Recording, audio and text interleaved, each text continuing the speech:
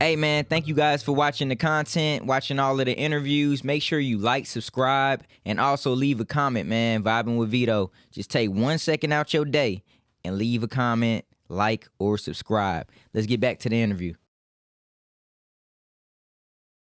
Okay, we live in the crib, Vibing with Vito. Make sure you like, subscribe, and comment on the YouTube at Vibing with Vito. Also follow us on the Instagram at Vibing with Vito. You already know the slogan. We vibrating higher and we chasing purpose over popularity. Today I have a special guest in the building, man. Came all the way to vibe with your boy. I feel special. What's up, my guy? It's good with you. How you doing? How you doing, man? I'm happy to be here, bro. Thank you, bro. Thank you, bro. Introduce what you got going on and stuff like that, bro. Yes, bro. You got some good motion. Got some good motion. Thank you. Introduce yourself to the people, man. Hey, what's up, man? It's Bash 93. You know what I'm saying? Old school football player, new school artist. Make sure you tap in and get that new walk. It just dropped on all platforms. For sure, man. Again, thank you for coming to vibe with me, man. Yes. Everybody who has the honor to sit on this couch, I have the honor to ask them a $1 million question. Now I have the honor to ask you. Yeah. How big would you dream if you knew you couldn't fail?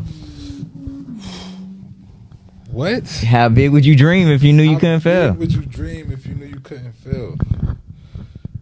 Man, I couldn't put a cap on it. If I knew I couldn't fail, yeah. Like I'm gonna shoot for the biggest, like in every aspect. You know what Right, I'm saying? facts.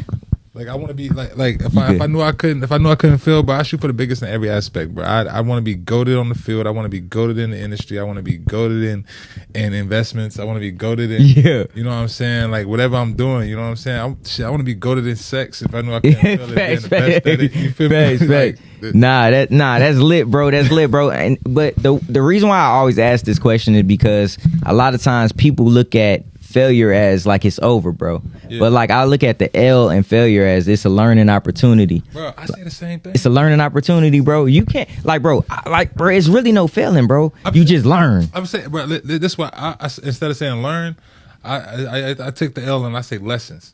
Let's go. I say like either I win or I learned the lesson of how to win the next time. Damn. Like, there's no losses. Like you said. There's no losses, bro. The only L you take is a lesson. The only L you take is if you don't try. Yes. Yeah, like for real, bro. Nah, that's lit. I'm glad that you look at it like that too as well. For sure. Nah, for sure. Take us back on the journey, man. You know what I'm saying? Like you said, you football player, you know what I'm saying? Now you're embarking on a new journey and new opportunities and stuff like that with music. Take us back on the journey though.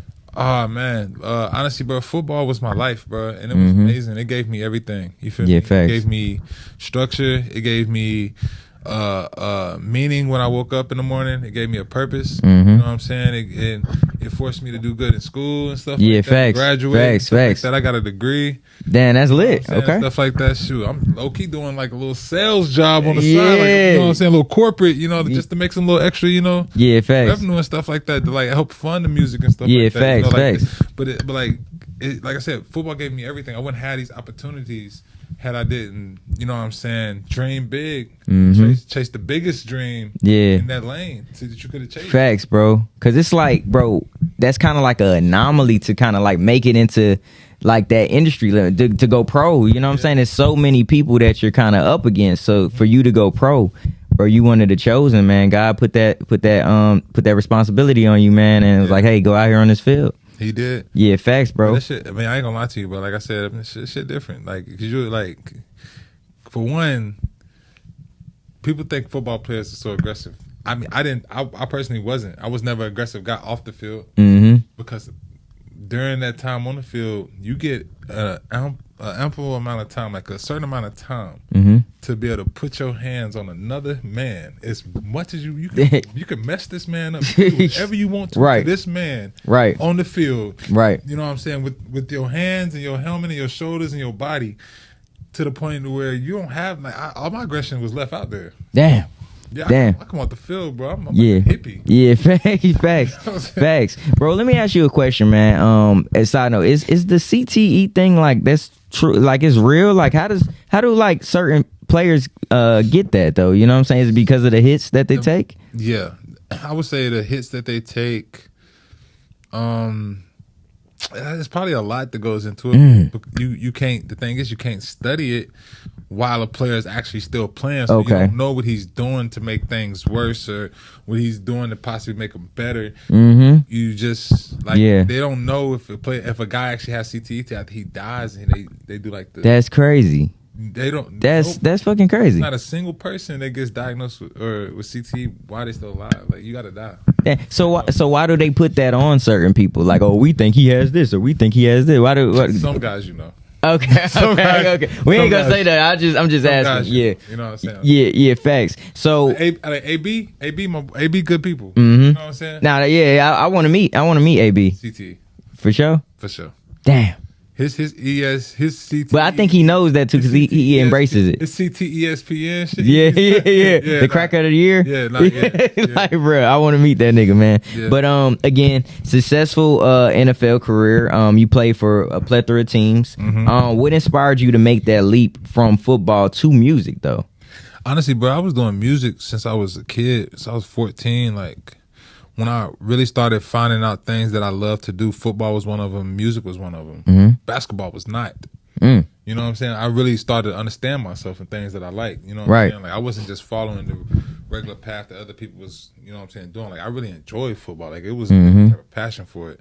Yeah, that facts. I had and I brought to the game. And yeah, the same facts. thing with music, like I didn't ever need anybody to hear my songs. Like I still made 120 of them. I never needed anybody to hear it. I still made 120. Damn. This was when you was just like when you was doing like football, like playing football. You still were rapping. Like the 120 songs that I made was just over the past like couple years. That's crazy. Just last like 2 years. Like I probably got another 50 before like I really started like doing it while I was in the league. So like, once I got to Dallas, I was like, you know what I'm saying, I made a little more extra money. I got a little bit bigger house. I got a few extra rooms. Turned one of them into a studio. Damn. So turn one into a studio. What I'm doing, like, am I getting an engineer? Am I waiting for somebody to pull up to record me? No. I'm going to YouTube. I taught myself how to engineer. Man, all I needed was a beat. Bro, that's the beauty of like just being self-sufficient. You know what I'm saying? It's an art too. Yeah. It's an art to be self-sufficient because I feel like I want to learn how to do everything, bro. You know what I'm saying? Like, as you see, I mean, hell, I want to learn how to do everything, bro. But I know that does take a lot of your time. So that's why I say it's the art at it. You know what I'm saying? Yeah, it's definitely an art. Man, at the same time, like whatever you love to do, bro, like it takes nothing to get good at it. Yeah, facts. If you love to do it. Yeah, it's not hard to get good at it. I ain't talking about the NFL. God gotta have his hand in there somewhere. Facts. You gotta get some God-given ability. Yeah, absolutely. Make it that far. Damn. But it's certain shit like say the music, like, you know what I'm saying. What you doing here? Continue to practice a craft that you love to do, bro. You're gonna get great at it. It's so crazy because, like, you know how they say when you put in 10,000 hours, you become great at whatever you're doing. Like, bro, I've only been podcasting for like a year and a half now, and it's like, bro, I'm doing this shit like every other day, bro. And I look at my first interview that I ever did to now, and I'm like, bro, wow, I'm really fine with this shit. Like it's crazy. Like they say, don't fear the man don't fear the man that practiced 1,000 punches one time. Damn. Fear the man that practiced that one punch 1,000 times. That's crazy. He's fearful. Yeah, because he mastered that punch. He's the one that knock you out. Me. He's the one that knock you out. That nigga scared me. Facts. Damn. So let me ask you this, bro, because I know it takes a certain type of person to be in the NFL, right? Yeah. How did your time in the NFL shape your work ethic and creativity as an artist too as well? Because, you know what I mean, like to kind of transmit that, you know, work ethic from what you were doing here into the music now. Yeah, bro, it does. And my manager wasn't prepared for that because she was like, she's used to artists always being late and stuff like that, not being on time. Bro, I commend you for being early. Did you get my text too? Yeah, I was like, bro, I seen it. He said this opportunity too. You know what I'm saying, for me too as well. You know what I'm saying? Like, but yeah, I'm not here to waste your time, my time, nobody's time. Like I'm very punctual. You know what I'm saying? So like being in the NFL, like I wake up with a schedule from 7:30 or 8:30 being the first meeting or workout of the day to every 30 minutes 30 to like an hour minute increments. You have a schedule, and they schedule your breaks, and they schedule when you come back. Is this like workouts or Workouts, practice, meetings? Like the NFL day starts like 8:30 workout. Well, 7:30 workout, 8:30 team meeting. Team meeting lasts for 15 minutes. Go to position meetings.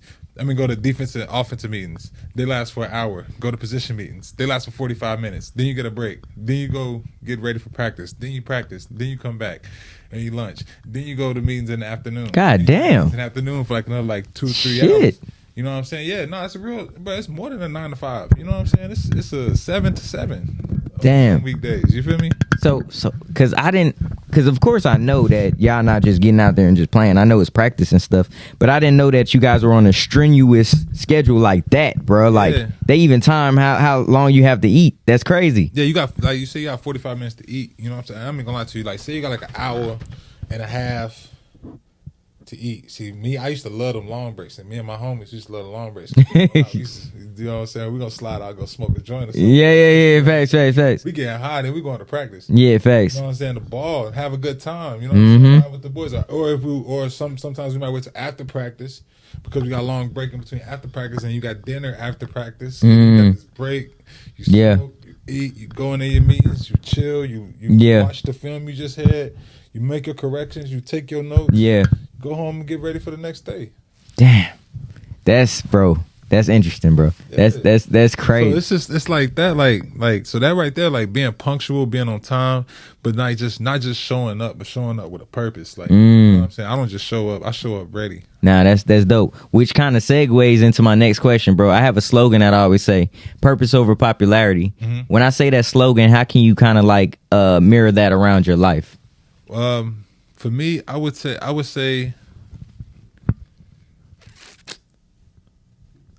like purpose over popularity for me would go hand in hand with just the thought of like, you could consider it popularity when like everybody knows me, everybody sees me, I get recognized everywhere I go. That's popularity. Purpose is being a father. You know what I'm saying? Being a good son to my mother, being a good brother to my brother and my sister. You know what I'm saying? Damn, that's powerful, bro. Like that's purpose. Like that's my purpose. I have purpose with that. Like that's the shit that matters. Purpose. Like popularity it is what it is. It's popularity. You know what I mean? You can be popular for good things or bad things too.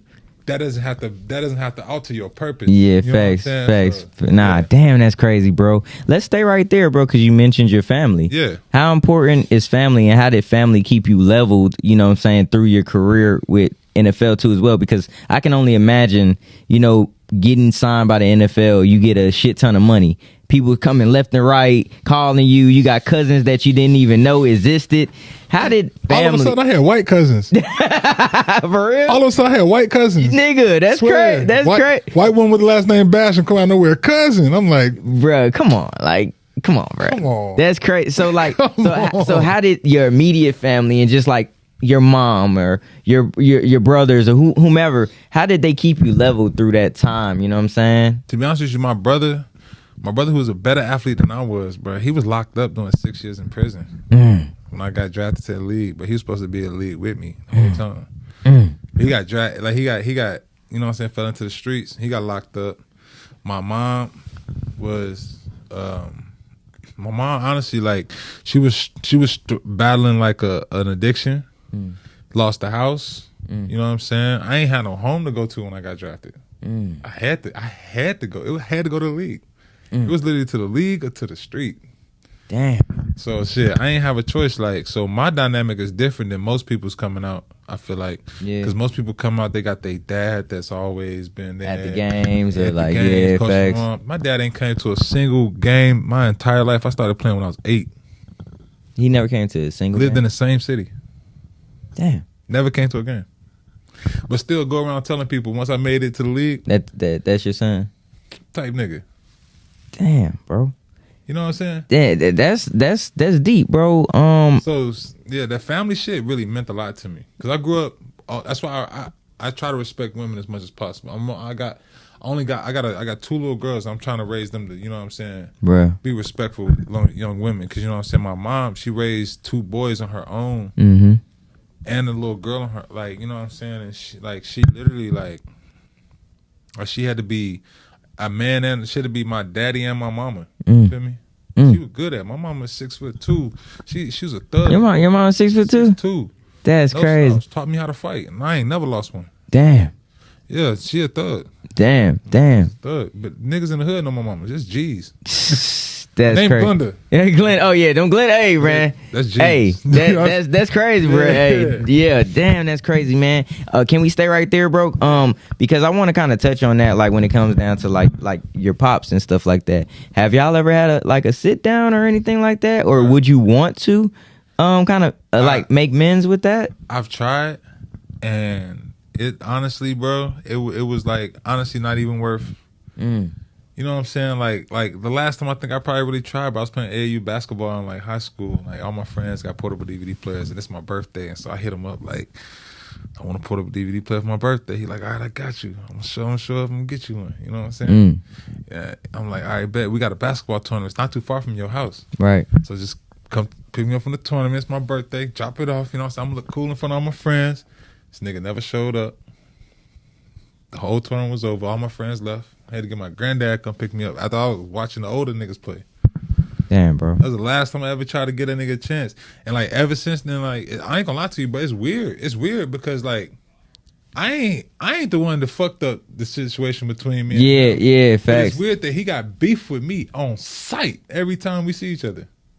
So he ready to fight. So he's holding something. He's holding something, bro. Like that's like deeply rooted. You know what I'm saying? And sometimes you gotta kind of look at like battles like that. Like, bro, you tried. That's a battle that you don't have to take on, bro. Yeah, you feel what I'm saying? He was a terrible example, bro. You know what I'm saying? I ain't gonna lie to you. Is that why you go so hard for your daughters? That's exactly why. Like everything he did was an example of what not to do. Damn. Well, shit. Well, I mean, hey, you're doing what you need to do for your daughters. Yeah. So that's you know what I'm saying? That's honorable, bro. For sure. Bro. Even with all this shit I got going on, you know what I'm saying? I'm doing music. You know what I'm saying? I'm transitioning out of football. I'm starting another job.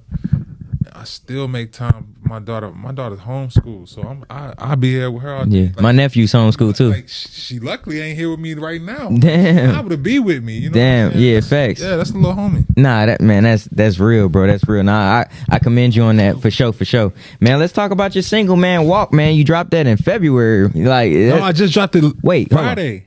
Hold on. What the fuck? On Friday. I'm tripping. Oh, Yeah. Okay, March. Oh, Friday. Oh, Friday. I'm Friday. tripping. Okay. Yeah. Okay, let's talk about that though. Congratulations on the new release. Yes. How did the song? How did you like come up with the song? You know what I'm saying? What made you want to say this is gonna be my single and this is the one?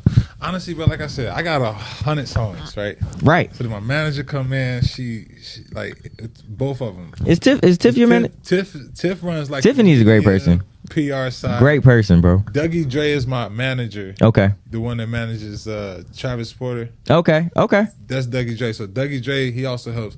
But me, her, Dougie, we all sat down and we was listening to like a side like 25 songs. Mm-hmm. You know what I'm saying? And it was in between this song and another song.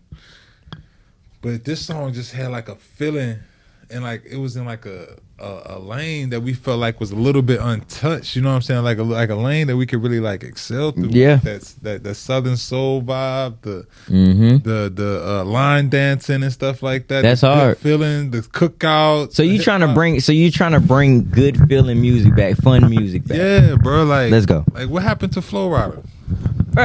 Bro, Flo Rida is so rich, right? Like he's so fucking rich. It's like, bro, he's touring and shit like that. So I love Flo Rida's music though, like, cause like you play that shit in this, you gonna see all the chicks goddamn just start dancing with his shit. Come on, and having a good time. Yeah, facts. You know what I'm saying? Like, yeah, so that's the type of music I like to make, bro. I like to make good feel music. You know what I'm saying? Music that make you dance, music that make you have a good time. You know what I'm saying? Music that make you feel good about yourself. Just take you out of whatever situation you in. Like I got a couple songs that like I let a couple friends hear. That was like, bro, I was not in Atlanta just now. Like I just wasn't here. I wasn't here. right. Yeah. So where does your creativity take you, and where does it come from? You know what I mean? In terms of that, because if you can make something where it's like, I'm not in Atlanta right now, where are you getting that inspiration to make that music from? Bro, it's just the vibe. I don't know. It's like I wasn't. I felt like, all right. So I made it. I made the song in Atlanta. Mm-hmm. I'm not talking about the single. Just period. Music. Period. Like in music, just period. Like whatever song I make, it doesn't matter where I'm at.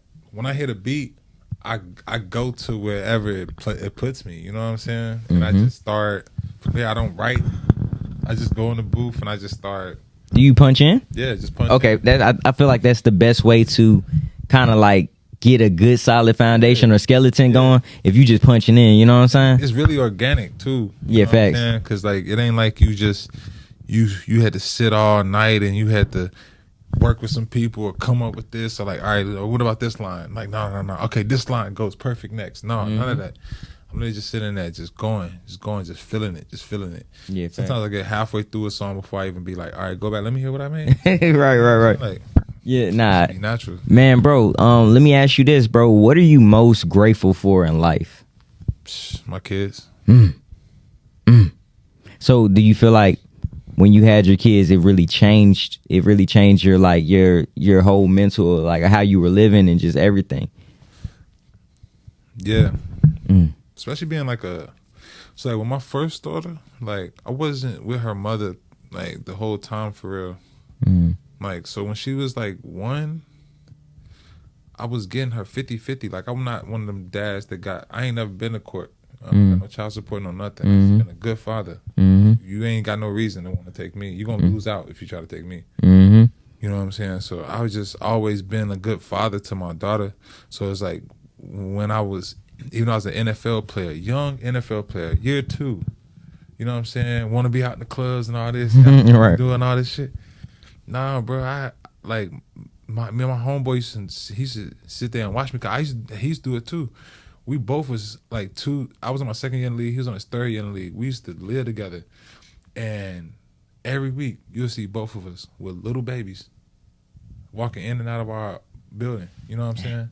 Going if I'm going back home to Virginia this week, but niggas used to think I was crazy. Like for one, my baby was very light skinned. She looked like I stole a child at the airport. You know what I'm saying? Right. So it looked like I stole somebody's baby through the airport. You know what I'm saying? Like when she started getting older, they even started asking her like, "Who's this man to you?" I had to turn away, but like, "Go ahead, tell him your daddy. You better not mess this up." Like, yeah, facts. Damn.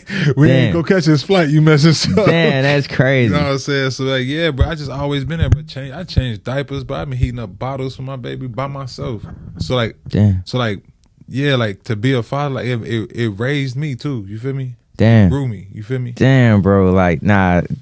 Hey, bro, I gotta give you your flowers, bro, because like you had a lot going on. Yeah. And for you to be so present, bro, like you really are doing God's work, bro. Yeah. And you don't even know that because it's like, bro, like God sees that type shit, bro. You know what I'm saying? Especially when I was in church yesterday and they were like, it was one thing that he said, "Are you a reservoir or are you a river?" And what he meant by that is like reservoirs, they hoard water. They hold water, right? River lets it passes through. Yes, it flows. Bro. Yes. And it's saying like, how can God continue to pour into you if you're holding on to like you're holding on to stuff? You're not blessing others. Yeah. So God see what you're doing, bro. Like real shit. He gonna I'm letting it go. He gonna keep on pouring it. As it come in. Man, bro.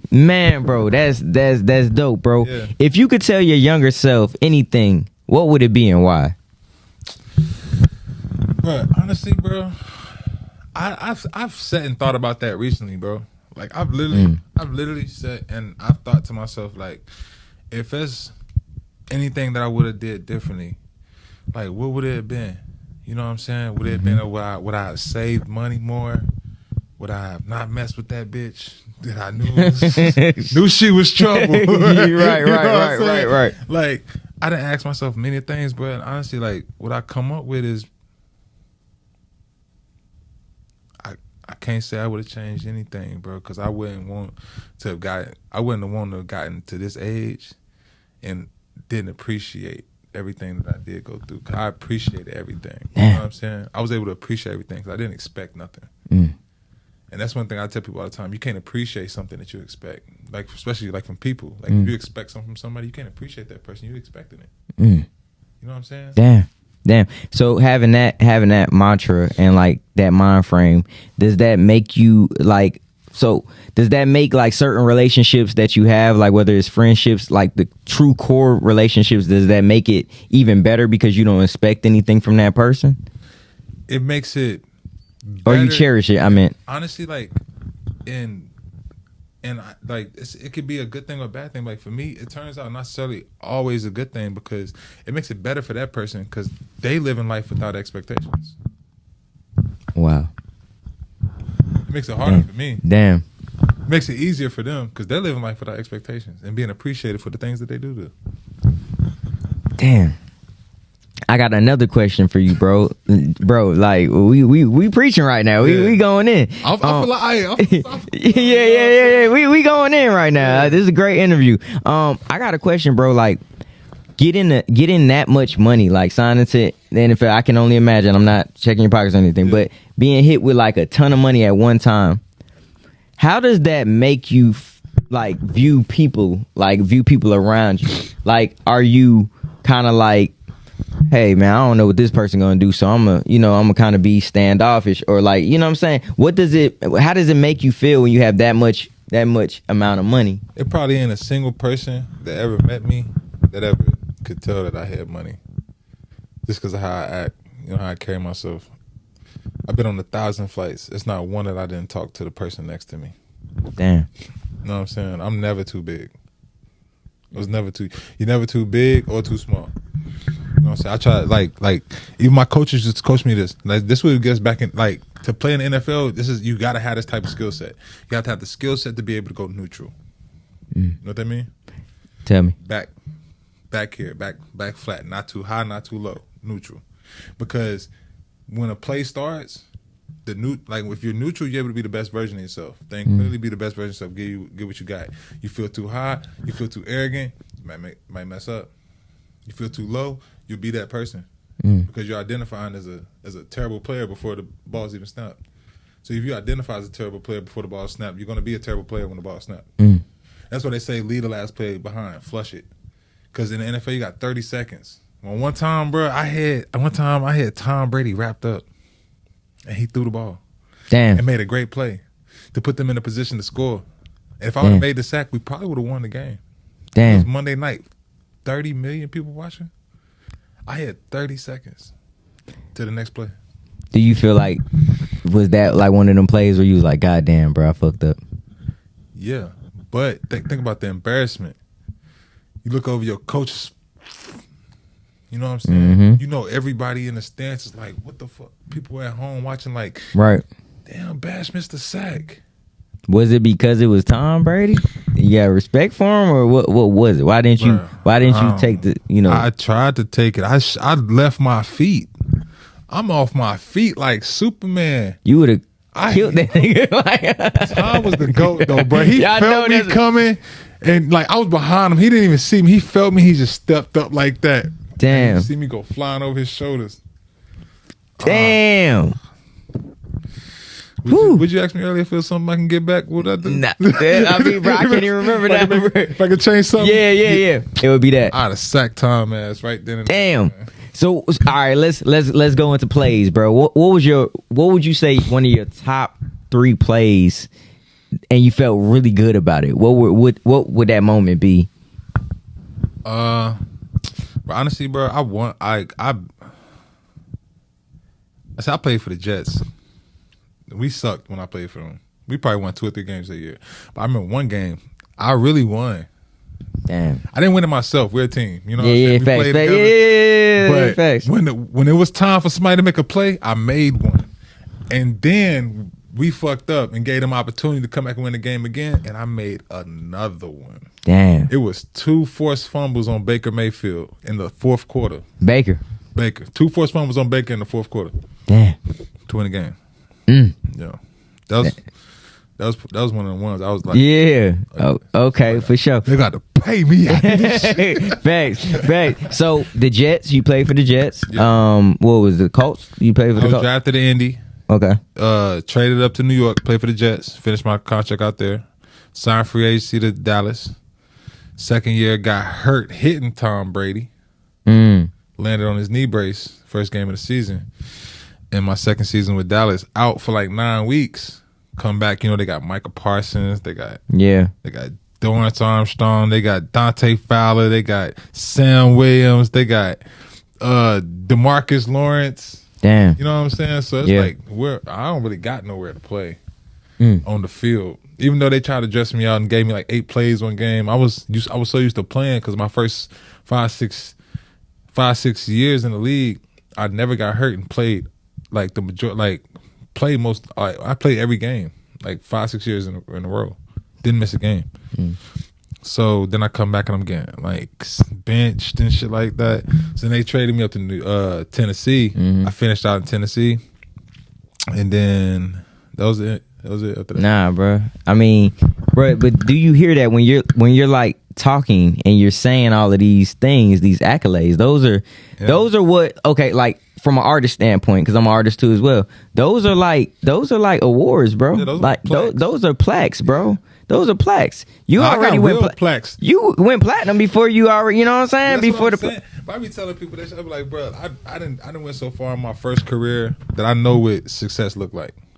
I know what it feels like to be successful. I know what it feel like to grind to get there, because I grinded my whole life to get there. So I know that this ain't about to be easy. But that's what people don't understand is that, like, bro, the grind ain't nothing. That's what I thrive in. Yeah, facts. Thrive in the grind. The grind is what make it. You know Facts. Even when you make it, bro, you want to go back to grinding, bro. You don't get no better if you don't. That's what I'm saying, bro. And also you might have another career, bro. I'm gonna throw something out there. You might have another career in podcasting too. You think so? Because like you're articulate. You know what you want to say. Yeah. You have a story. You know probably a lot of people. I know a lot of niggas. You might have another path too. I started to do podcasting last year with some friends, and we had a girl was gonna be my co-host, and she just didn't follow through. But you already but like we were saying before, like you see what type of room we in. It's just me and you. Like sometimes it just takes for you to do it. Yeah. You to jump. You know what I'm saying? Like, and shit, you could be doing this while you pushing your songs. Like, you know what I'm saying? You get on the Instagram, like, yeah, bro, y'all make sure y'all go check out my song, you know, da.